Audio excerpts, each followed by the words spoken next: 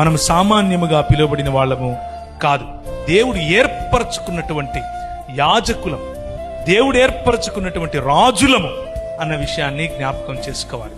అలాంటి రాజులైన యాజక సమూహంతో ప్రభువును ఆరాధించటానికి మనము తత్పరులమై ఉండాలి. అంతేకాని హృదయము కొవ్విన వారి జాబితాలో ఉంటే, అన్నీ కనిపిస్తూ ఉన్నప్పటికీ చూడని వారముగా ఉంటే, అన్నీ వినిపిస్తూ ఉన్నప్పటికీ వినవని వారముగా ఉంటే, ఇశ్రాయేలీయులు ఏ విధముగా అయితే అన్నీ కనిపించినా చూడలేదో, వినిపించినా వినలేదో, అలాంటి వారికి కనానులో ప్రవేశము ఆయన ఇవ్వలేదు. అలాంటి వారి జనరేషన్ అంతమొందిపోయింది. మనం ఆత్మీయ పరిపక్వత వైపుకు కాలు వేయాలి.